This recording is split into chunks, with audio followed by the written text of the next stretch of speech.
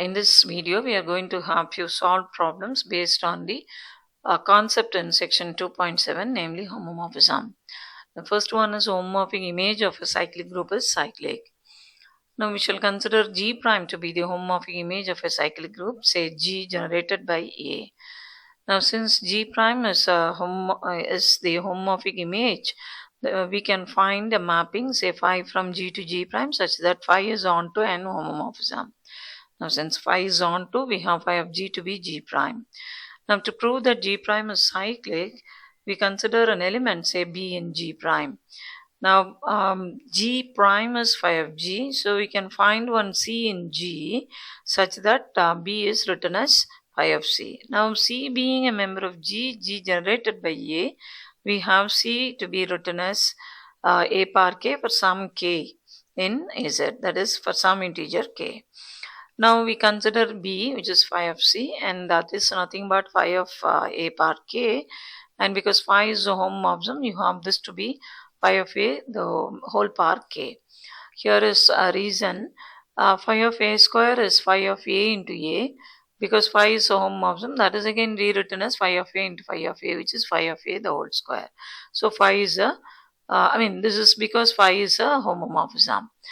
Now B being written as some integral power of A, phi of A, which is a member of G prime, we conclude that G prime is generated by phi of A, and so G prime is cyclic. The next one is homomorphic image of an abelian group is abelian. Now for that we'll consider G prime to be homomorphic image of G. So we can find the mapping, say phi from G to G prime, which is onto homomorphism. Now as before, because phi is onto, you have phi of G to be G prime. Now to show that G prime is abelian, we consider two elements x and y in phi of G and show that x dot y is y dot x. So because x is in phi of G, we can write x as phi of A where A belongs to G, and similarly y is phi of B where B belongs to G. Now you consider xy, which is phi of A into phi of B. Because phi is a homomorphism, you can have this to be phi of AB, and AB is nothing but BA because we are given G to be abelian. We are given G to be abelian, so we can write AB as BA. Then this is nothing but phi of B into phi of A. Phi of B is y and phi of A is x, so x dot y is equal to y dot x, and therefore G prime is abelian. Now next is any two cyclic groups of the same order are isomorphic.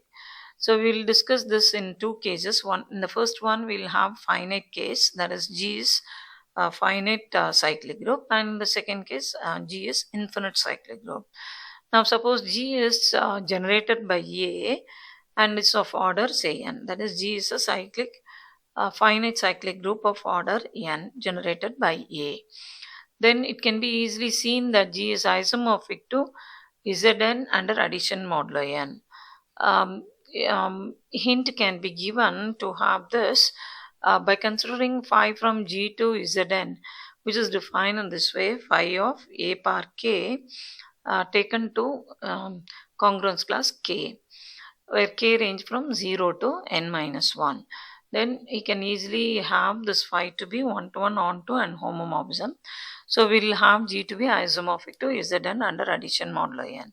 Now suppose G prime is any other finite cyclic group of the same order n, then G prime will be again isomorphic to Zn under addition modulo n.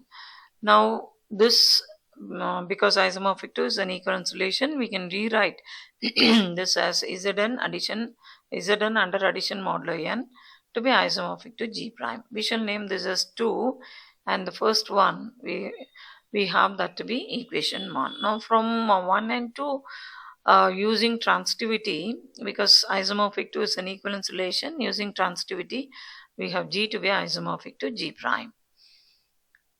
Next case is G is an infinite cyclic group. So in this case G will be isomorphic to Z under plus. For that we can have phi from G to Z defined by phi of A par K to be just K, where K is an integer. Then we can easily prove that this phi is one-to-one onto an homomorphism. And similarly, G prime be any other infinite cyclic group, so that we can have G prime to be isomorphic to Z under plus, and that is rewritten in this way. Name this one as 3 and this one as 4. Then as before, using 3 and 4 and transitivity, we conclude that G is isomorphic to G prime. So whether G is finite cyclic or infinite cyclic, and G and G prime are two cyclic groups of the same order, then G must be isomorphic to G prime.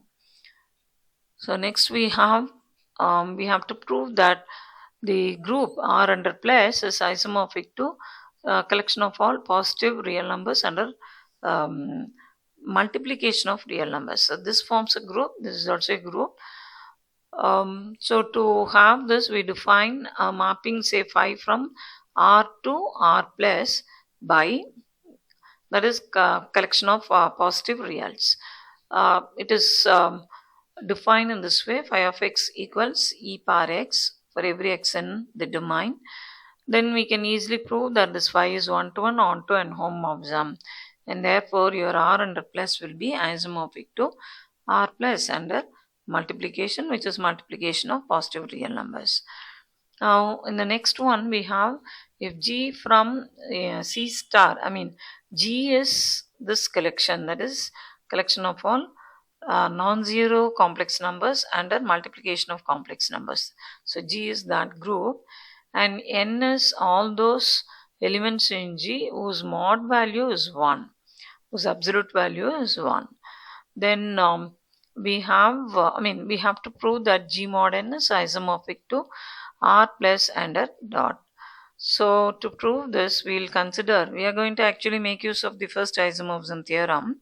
So if you are able to prove that between G and R under plus, R plus under multiplication of real numbers, positive real numbers, if we have this to be onto homomorphism with kernel N, then by first isomorphism theorem, what is needed we can have.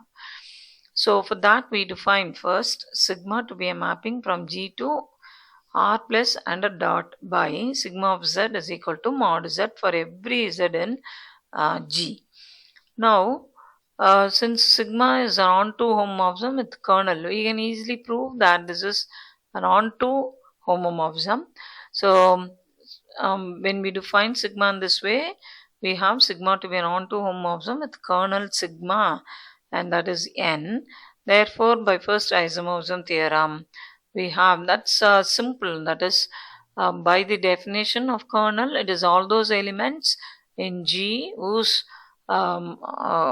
image under sigma is the additive multiplicative identity in the codomain. So that is exactly our N. So by first isomorphism theorem the proof follows.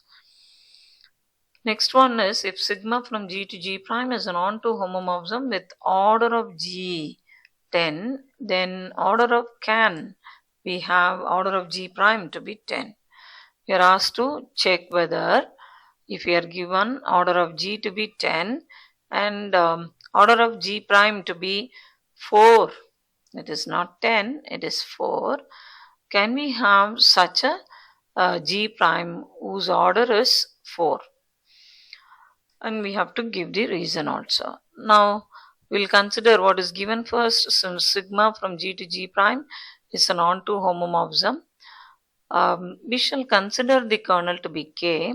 So by first isomorphism theorem, G mod K is isomorphic to G prime, where K denotes the kernel phi. So if these two are isomorphic, means we have the number of elements present in the domain to be same as the number of elements here. So order of G mod K should be equal to order of G prime, and because G is finite, we can use the index formula. So you have this to be order of G by order of K, and that is equal to order of G prime. Now we are given order of G prime to be 4. So because order of G is 10, from here we conclude that order of K is order of G by order of G prime, that is 10 by 4, which is not an integer. So we cannot have order of G prime to be 4. So in the next video we will have the section 2.8.